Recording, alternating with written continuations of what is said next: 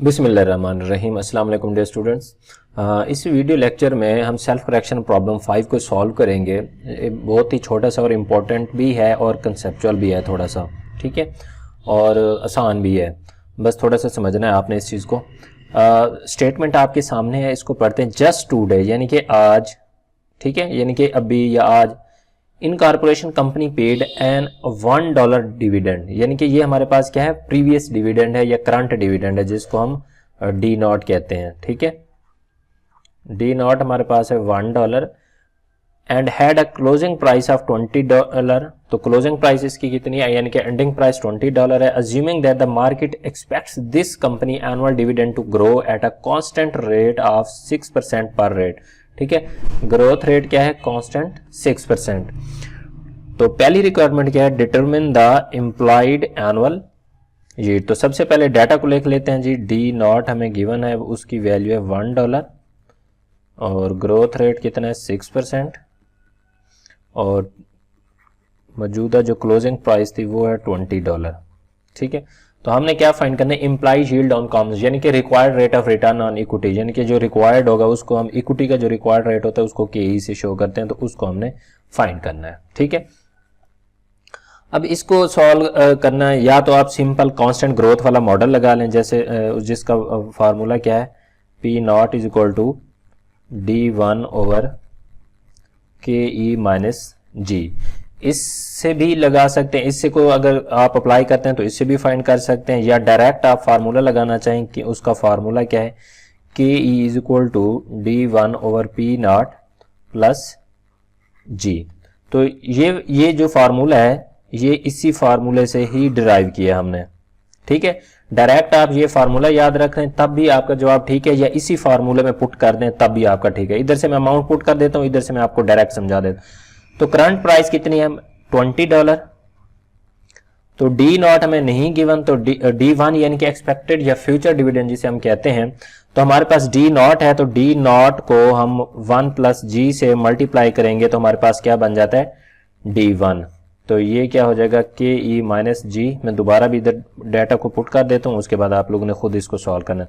तो D not हमारे पास $1 into 1 plus growth rate कितनी है, 6%, तो 0.06 डिवाइडेड बाई के ई फाइंड करना है, और ग्रोथ रेट कितनी है, 0.06।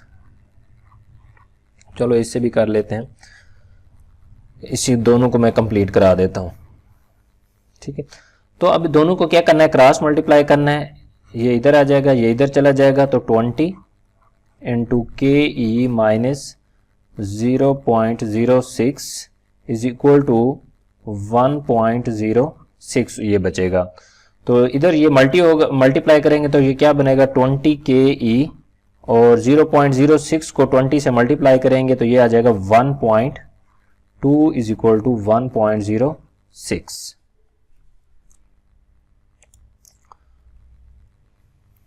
उसके बाद 20 के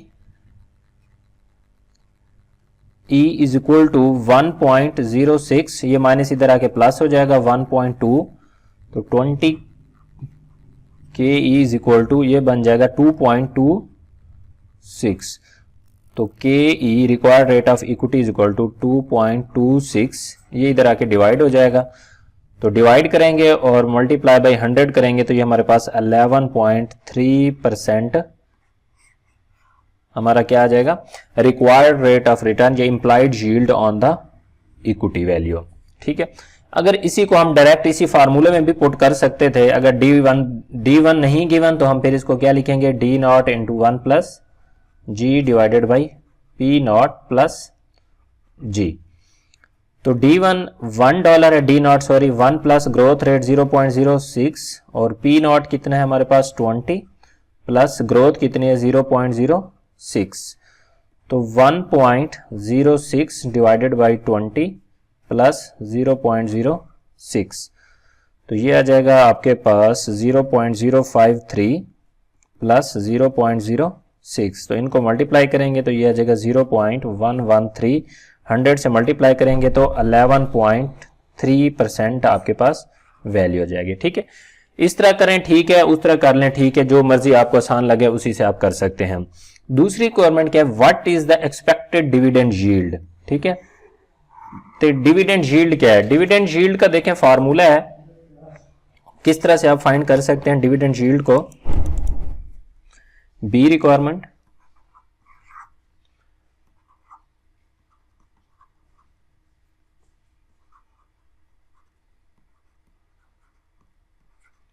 dividend yield is equal to D1 into P not, ठीक है।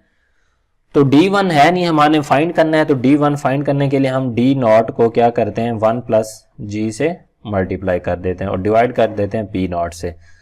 तो D not 1 into growth rate कितना है 0.06 डिवाइड करेंगे 20 के ऊपर, तो 1.06 डिवाइडेड बाई 20।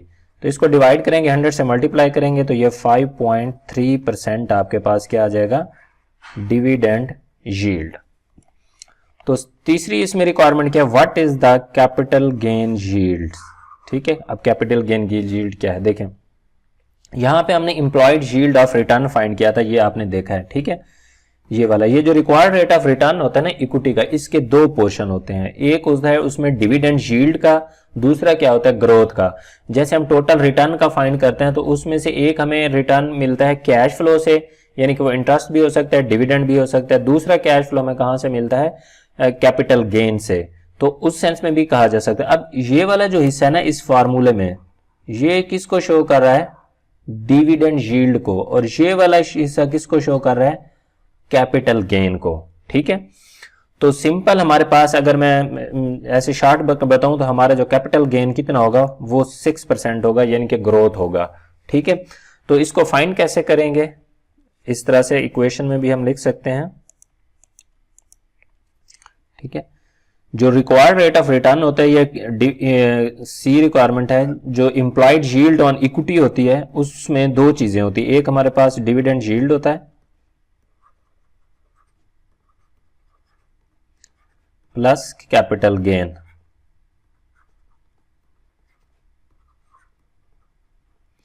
तो डिविडेंड यील्ड हमने फाइंड कर लिया वो है 11.3% और डिविडेंड यील्ड भी हमने फाइंड कर लिया वो कितना है 5.3% प्लस कैपिटल गेन हमने फाइंड करना है।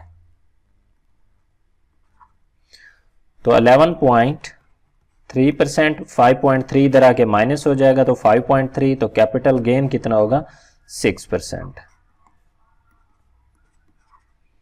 तो ये आपको क्या कहलाएगा कैपिटल गेन।